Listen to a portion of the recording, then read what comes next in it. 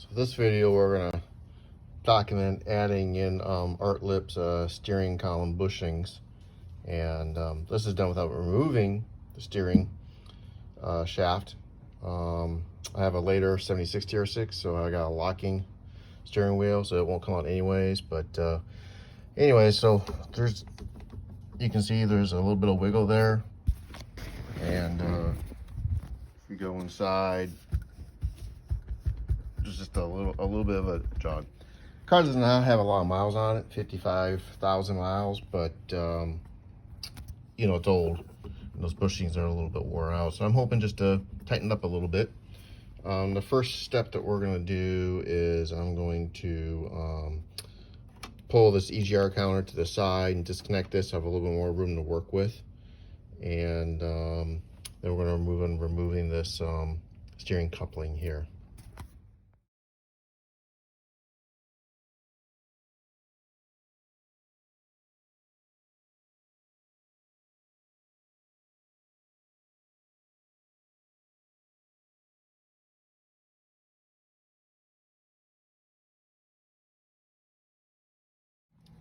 The first thing I did was I put the keys in to free up the steering wheel so I can move it around, and I'm working on taking the safety wire off the bolts.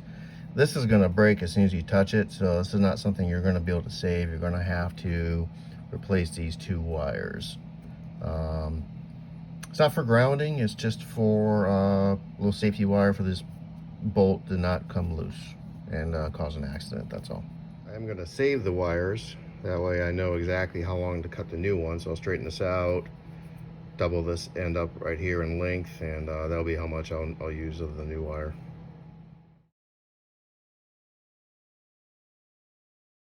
Next up, put a rag underneath these, and I'm going to hit, I use Aerocurl oil that creeps this. I'm going to hit all the areas, and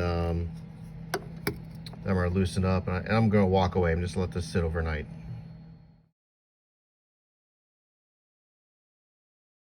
I wanted to point out that you don't have to remove the safety wire from all 4 bolts. You technically just need to do it from the real bolts right here, because that's going to get this loose, so you can work on this and get this off. I took it off because then you got these Allen ones up front here, because I know I'm gonna end up replacing it. Everything here is original, it's never been touched, so I'm gonna end up ordering a new one of these as a side project and replacing it. So that's why I'm gonna take it all apart. First thing you do here is you very carefully remove this very old rubber. It's just real simple, and then we're gonna get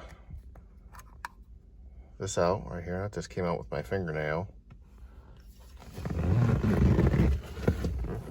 Figure out what to do next. Here's the horn push. You want to get that out. The ring for the horn is actually behind the steering wheel. So once you get the horn button out and the plunger out, remove that nut, and then you'll be able to get at this and be able to get it pull off to the side. This probably isn't going to work, but I have a 1 1. The tightest fit for me was 1 1/16. I have it on an impact wrench. I'm going to try that first, see what happens, and see if I can break that nut loose without doing too much torture around here. I'm going to keep my hand on the steering wheel real tight though, even though I have it locked, and we'll see what happens. And of course, you want to make sure your steering wheel is centered, because you're going to put everything right back the way you found it. So that broke through. Just took 1 second, super easy. Yeah, cool. Let's wash her here.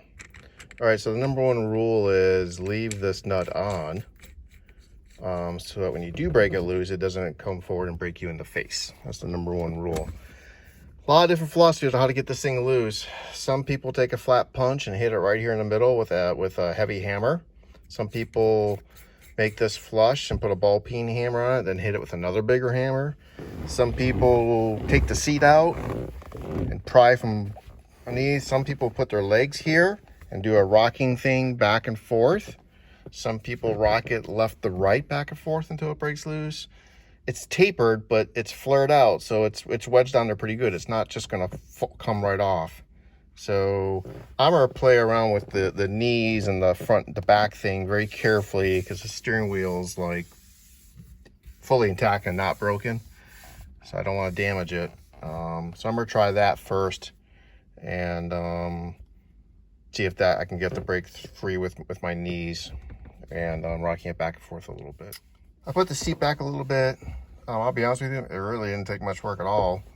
I just wiggled it left to right, wiggled a little bit. It was mostly my hand strength in it. Haven't removed it yet, but it's loose. So I think I'll be able to get it off pretty easily. I'm assuming it's never been off since it left the factory. I don't put that back. Get back down there. Not in the washer. Oh, look at that. That was actually really easy. Not a problem. And here's the horn slip ring that's never been cleaned. So I'm gonna work on that too, probably. So very carefully, you're gonna bend up these two tabs, and you're gonna get this out of the way. I don't know if it needs to be removed. I gotta say, I'm probably gonna take this cover off here. I read that this thing can get in the way a little bit. Better safe than sorry. Anyways, that looks good though. All right, I took the covers off for right now. I put the two screws back in, top and the bottom, so I wouldn't lose them. And you may not have this. This is the Overdrive Switch. It looks like it doesn't even belong. It's just dangling out here. All the other switches work. Low beam, high beam, and turn signals. All right, so next is to take the horn. Reminder, disconnect your battery before you're messing with all of this stuff, especially the horn, since it's live all the time. I'm just gonna use a small little screwdriver here and carefully pry these things up. Looks like it won't be too much of a problem. It's a little hard to do with one hand, that's all. There we go. And I've got this little hooky thing that may help me. There we go.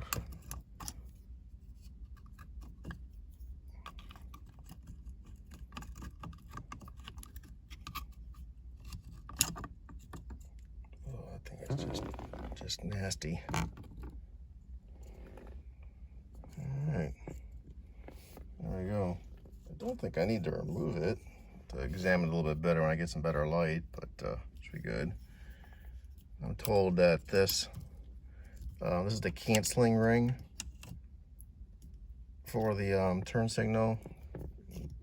I read that may get in the way, so it might be worth prying it off and snapping it back on, which doesn't look like it'd be. It doesn't look like it would be too difficult to get off. Just use a couple hands. Then we'll go on to the next thing.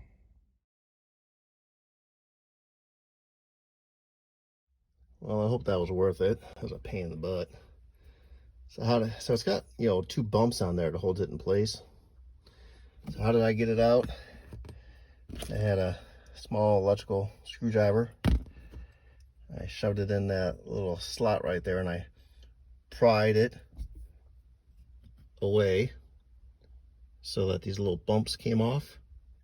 Then I used a big pair of needle nose pliers right here, grabbed it, and just kind of wiggled and bowled, and popped right off. Next thing I'm going to do is I'm going to unscrew and remove this switch, because I don't want to take a chance on damaging and hitting these two things here. But you see, I got a pretty nice clear. This wire runs underneath here in the wire channels. I don't think it's in the way of the problem. But everything's nice clear shot right now. So I'm gonna remove this just for safety reasons here. Just let it dangle or something. My switch is really stiff for some reason in there. I'm not gonna mess with it. I just took the two screws out and I pulled it back enough that There's nothing in the way on the inside now.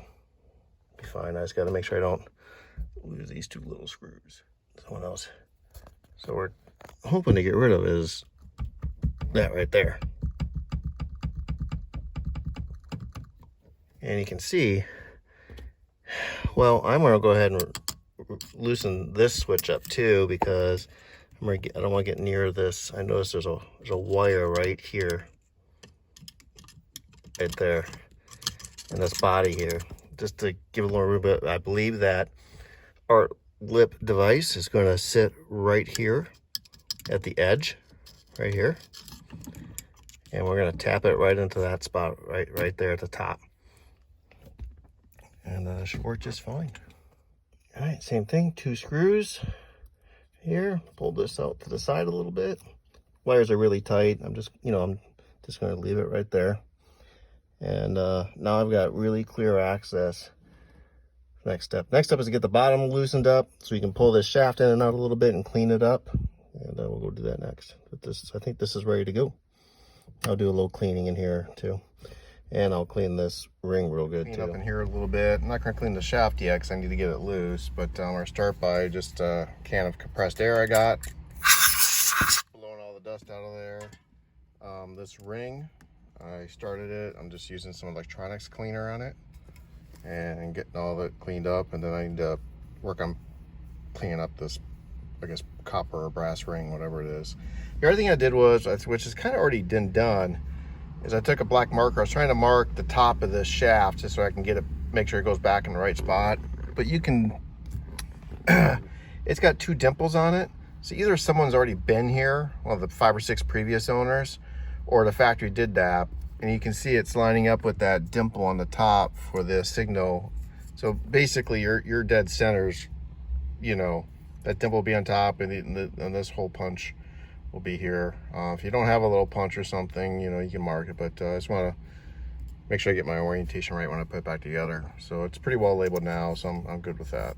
The ring, I kind of lubed it up a little bit with my my Never Dull and some 1000 grit sandpaper, and cleaned it up just nicely. And then I'll wipe it again, and I'll clean it with the electronics cleaner again, and that should take care of that. That should be good enough for the horn.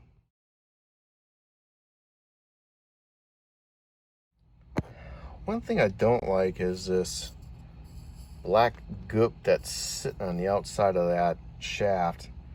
I'm pretty sure that Delrin bushing needs to sit on that, so I'm gonna try and clean it up with Q-tips or something. This is just, the original. I think there's 2 bushings, and the one up top is right here. That's what that little rubber bump is right there. That's the first bushing right there. And we're just going to leave that in place because they're very difficult to replace. So that's why we bought this kit here. It's cleaned up a little bit. I'm not going to go overboard because I suspect when I get this shaft loose, I'm going to be able to pull it down and try to make it more accessible. But what I did do is I did a little bit of scraping with a flat razor blade on the edge, and then I Q-tipped with some goof off, some paint remover, and just put a little, probably use brake cleaner too, and that cleaned it up pretty good. But once I get that shaft loose, I'll get a final cleaning and catch anything else. And then the idea is, because these Delrin bushings, they have a lip on them. So I suspect we want that thing to sit perfectly flat on that lip right there. Otherwise it's gonna cause some problems here when you turn in the steering wheel. So I've noticed someone's been here before, because I can see on the steering wheel, I look carefully, I see those 2 little hole punches just like on the shaft.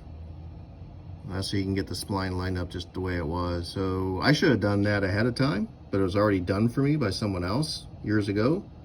So just make a note of that punch right there. Okay. This stuff is soaked in some lube.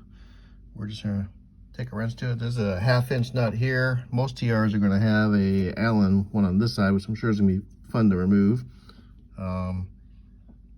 Probably just start with the bolt. See how it goes. Well, that one went easy and well. I used my impact wrench with a 1/2 inch and stuck it on there, and it broke loose, came right out.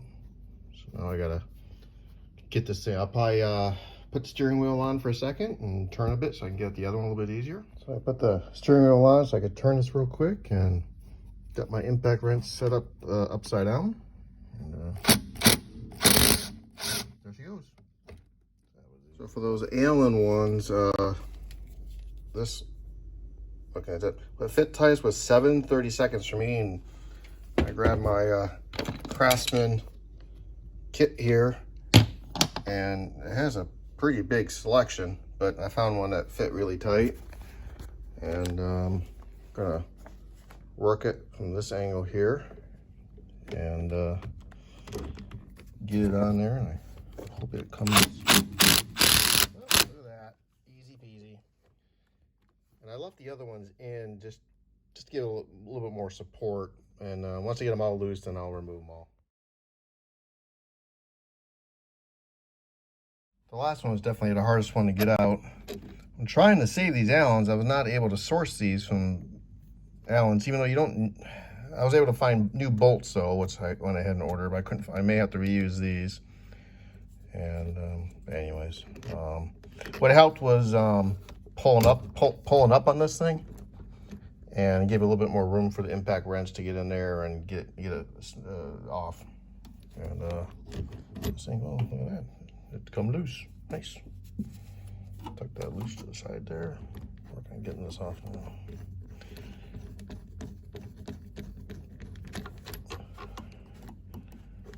Alright. Get this doing it off. All important grounding wire, which is that's interesting. It goes through there. And the grounding wire is what makes your horn work. Well, this is probably the original steering coupling, and yeah, I bought a new one. You never are going to get the same quality as this one. I mean, look how old this thing is, and it's still intact for the most part. The new ones, you're lucky to get 5, 6, 7 years out of them, because they don't make rubber the way they used to. There's a lot of fillers in them. Blah blah blah blah. All right, cool. Normally I would remove this and clean up and paint it, but I'm gonna leave that alone for now. Maybe another day. This thing, I believe this will stay on. And you see there's a flat spot here, so you can't put that on wrong. So what we're gonna do next is we're gonna loosen up these two, and I think that Allen, because that's poly secured to that flat spot. This is a safety clamp. So we do that. I'm not gonna remove it. I'm just gonna loosen it and see what happens. Different size, by the way. You want 7/16, so it's 1/16 smaller than the other bolts you just removed. So that'll go in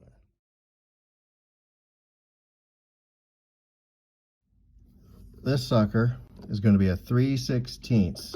I tried a regular Allen wrench, and I wasn't able to make it budget, so I ended up finding the impact version and stuck it on the end of my tip here with my impact, and that zips it right off real quick. And this is, as you can tell, is really loose right now too. So I got to figure out how to get this thing apart now. So what you're going to do now is you're going to remove this inner shaft. I had to pull this to the side. It was blocking it, and you can see it. I mean, it just comes right on out, so not very challenging here. Now I believe in order to put that product on, though, it's no big deal. I'm gonna have to unbolt this in order to get that to slide over. And keep track of these small little parts here. Another little part here I'm sure I'll lose, so keep track of everything.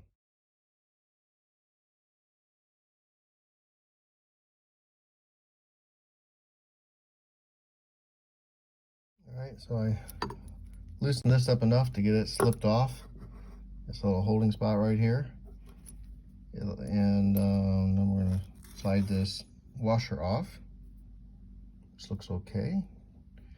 So the next step is going to be, there is a aluminum cap or something here, which I'll probably destroy getting off. I'm sure the part is sold, but we gotta get that off. And if you have an earlier TR, I believe you can remove that whole shaft. But because it's a later one that's locked, I won't be able to actually remove mine. But I'll be able to get it pretty much so I can clean it up pretty easily though. It sticks out pretty far.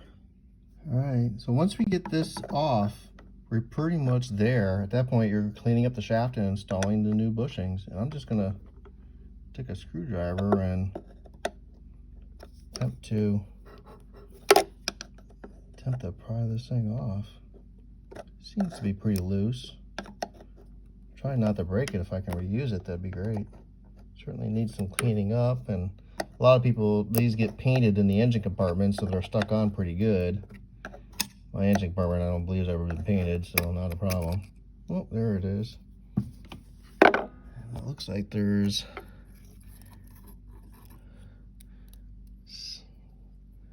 there was some type of a, I think it's an aluminum ring.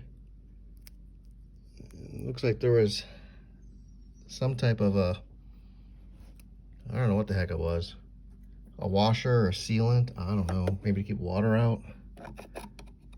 But nothing else there. Just my little wiggle. So that so the other bushing is going to go right in that slot right there at the end.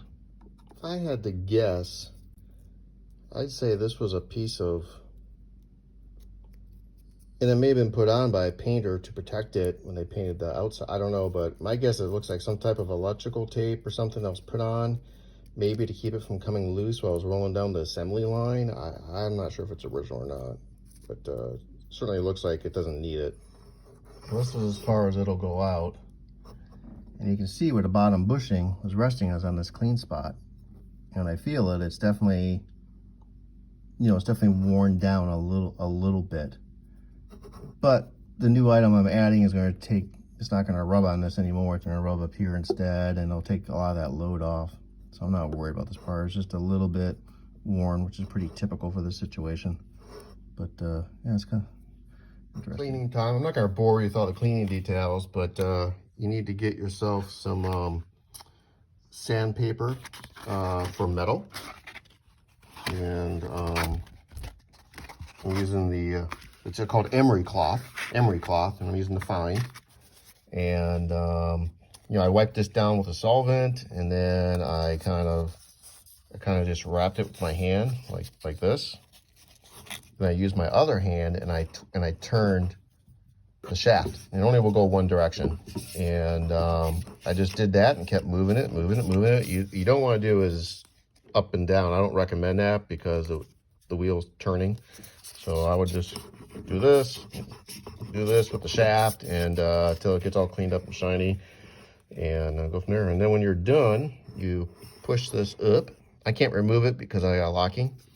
And then I kind of did the same thing. I wiped this inside, cleaned it up, and I got it all nice and shiny in there. And because the new bushing is gonna go right here, so you want that nice and smooth, the front nice and clean.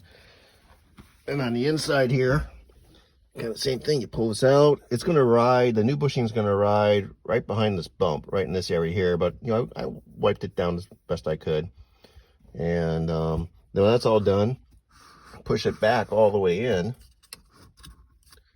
And then clean up the inside. I did not put the emery cloth in there. It's too hard to really get in there. I just kind of wiped it with a little bit of solvent. And it's pretty clean in there anyways. And of course, on both ends, I blew compressed air in to make sure there's no contaminants. This is called shipwreck's disease. I'm just letting you know what I'm doing. So I took these parts and I cleaned them up with a wire brush, wiped them down with solvent, and I am just putting a simple clear coat on these. And aluminum ring cleaned up, it's fine, or cap rather, nuts and bolts. This item here, I did polish up this with the emery cloth and everything. I'm not going to paint it, but I did clear coat the end. I also did not remove this from the end because I didn't want to mess with the splines and lining up, and I didn't see any reason why it needed to be removed unless I was going to plate this or something. But this cleaned up pretty good too. And these two pieces need to be painted inside and out. I think they're probably steel. And so I stripped them, sanded them, and I've got my self-etching primer metal on it, and probably going to use a glossy black engine enamel, and just letting it dry up a little bit before I paint it. So that's what I'm doing. Art does give a warning here. Basically says if your steering shaft is bent, don't install his kit, and he gives you kind of directions on how to check that. I'll leave that there so you can look at that.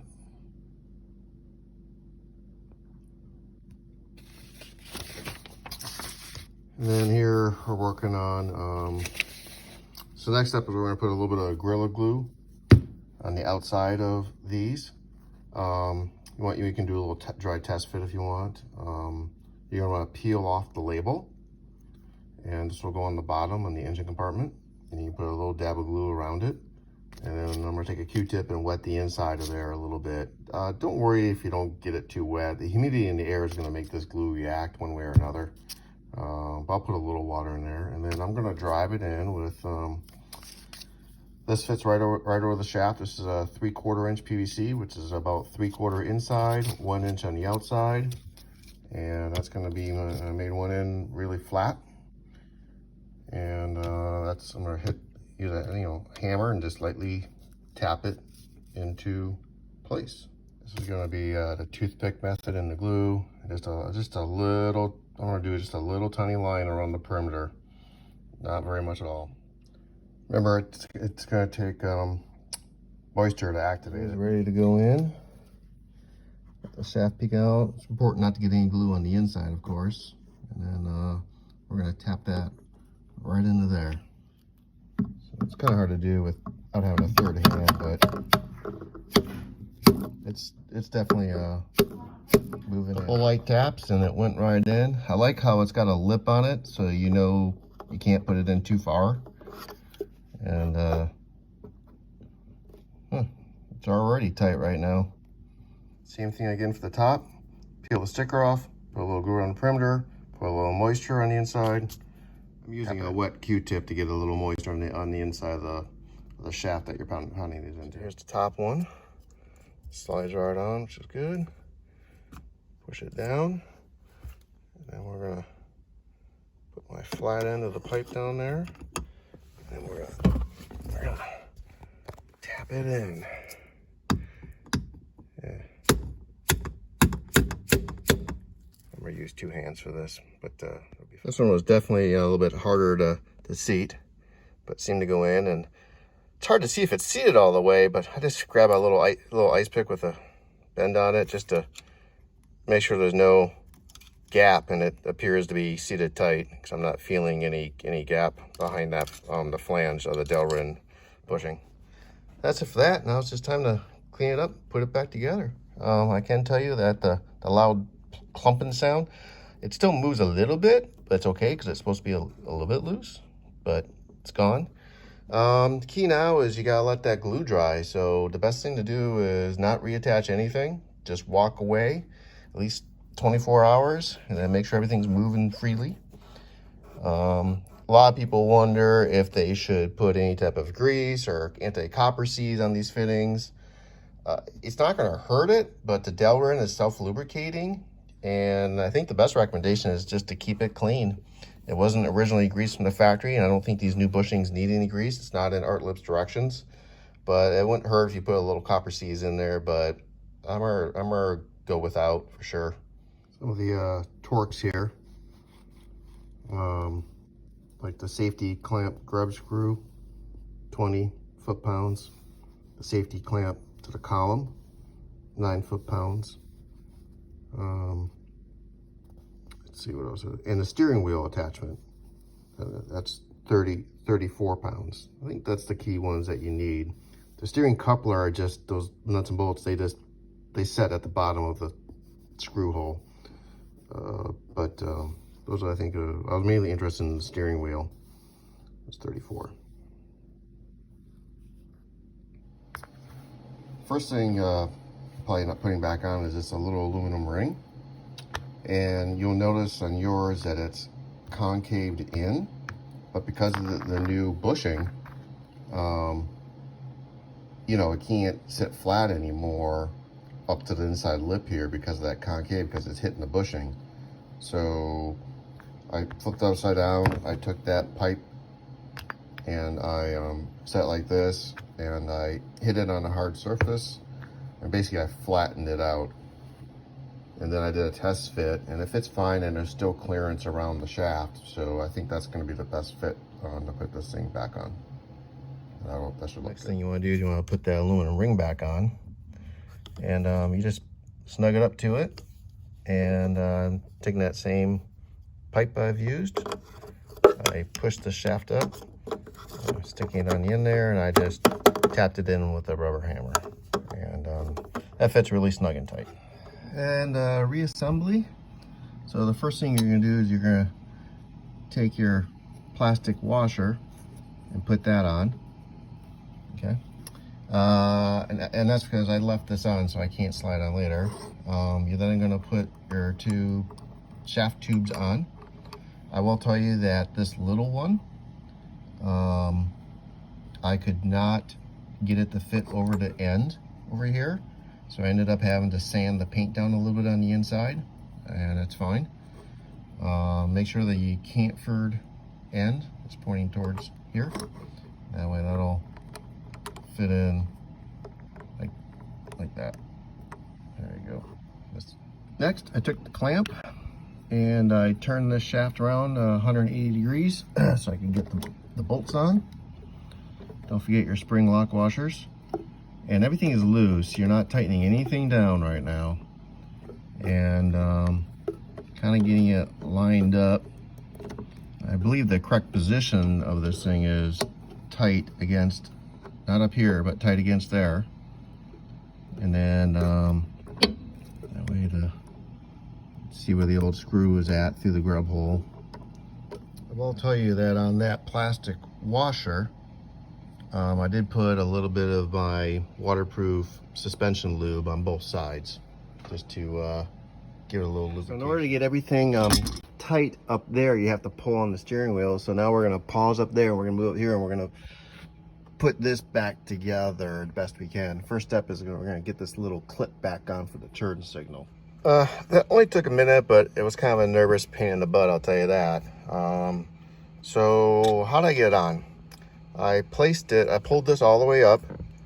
I placed this up front here, about 50% here, 50% there, and I forced it, squeezed it on like this. Squeezed it on. And then I took again my little PVC pipe and I put it on the end here, and I tap, tap, tap, tap, tap, tap, tap, tap, tap, tap, tap. And as soon as that, I knew this, because of the marking on here, I knew the bump was right in that line. So as long as I knew that was in place with that little indentation, I just kept tap, tap, tap. And as soon as it hit that indentation, it just sucked right in, and it went on. So it's pretty easy, but definitely a little bit of a pain. Next step is put the two screws with star washers back in, right here and here, your bright lights. And then put the horn ring back on, and I put a small amount of dielectric grease on it, just a small fingerful around it. Next up is you secure this on to here. Put your two little screws back in. These two pieces have to work together before you can put the screw in. There's one on the bottom, and then that's done. You're ready to put the steering wheel on. I did clean the steering wheel up a bit. I got all the rust off. You know, it was starting to pit like this, but I lightly sanded it and left it. A lot of people paint these. I just left it. You know, and then line up your punch marks best you can, and just wiggle and jiggle on this, and it'll work its way on enough that you should be able to get the washer and the washer and the nut on. I will tell you, I had to reach over here and grab the steering column and hold it, and then grab this with my right hand, and to kind of wiggle it down since it's loose. And put the nut and washer on, and I gave it a quick kick with my impact wrench just to snug it. I'm gonna check the torque later on it once I get everything buttoned up, but this will be 34 pounds torque to. So these new steering coupling that I got, here's some new wires I got. I was able to get 2 new countersunk bolts. I wasn't able to get 2 new of these. Anyways, this is the new one, and I got a new ground line. The ground line is not a reproduction of the original. It does not match. Notice on the original, I got 2 countersunk holes here, and then there's none on this side. On the reproduction, I got 2 countersunk holes, but I also have countersunk holes here on both sides. This is not made correctly. Figured it would be coming from England, but it's not.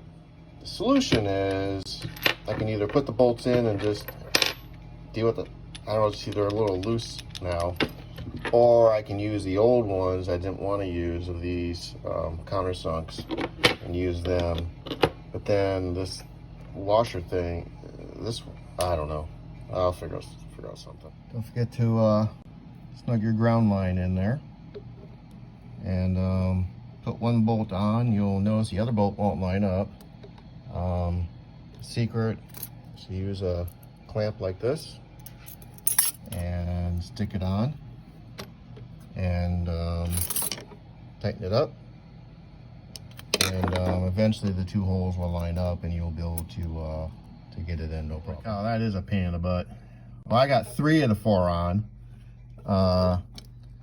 In order to get the 4th one on, I had to jack the car up so I can move the lower shaft, and the key was to get it started in the upside down position like this, because it hits the right, see how it spreads open at the top? It hits the right angle down there. I was able to get it started smoothly without binding, and I was able to, my goal was to get it enough in so that it was halfway countersunk. Now I gotta find a way to get the this last one in here. Finally got the 4th one in. Yeah, that was definitely a pain. What I ended up doing was putting some tape here, because this, if you care about your paint, this thing scratches it up.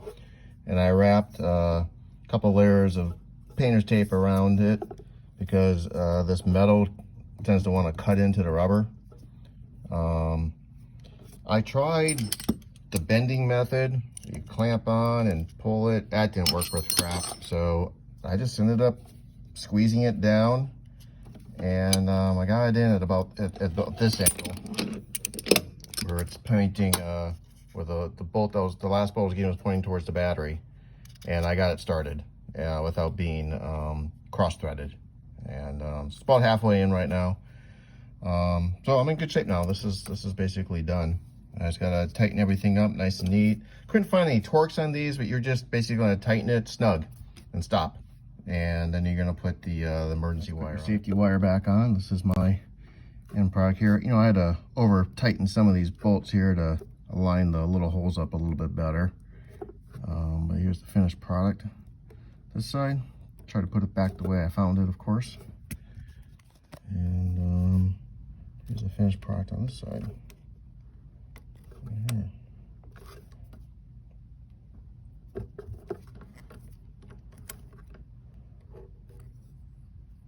All right, and then the last thing you do is turn your steering wheel over so you have access to these bolts. Keep the screw loose or removed. Anyways, you gotta tighten these first.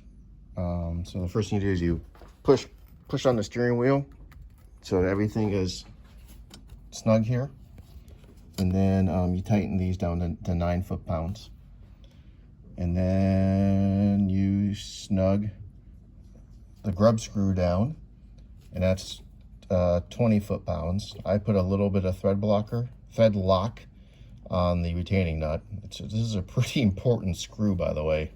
It takes out a lot of slop in the steering. All right, so the steering wheel is 34 pounds. The pinch bolts here and at the bottom are 9 pounds. These 2 bolts here on either side of the clamp is 9 pounds, and the grub screw is 20 foot-pounds. I will tell you at this stage that my steering is very smooth, and there is zero slop, no clunking at all. It's all good. Back inside, you want to put your little horn contact back. I believe the round end doesn't go in this hole, goes in this hole, like that. And then you have to make sure that you install this thing so that that is right at that point of contact, right there. And everything will be, you know, lined up and level. And once you got this on, put your trim ring back on. That's all dirty. Obviously, the most important thing at this point is, you know, you're testing to make sure that your horn relay is working, so that the ground stuff is in place. My battery's a little low, but I can hear the relay clicking, so everything is working because that ground lines are good. Anyways, this project is basically done.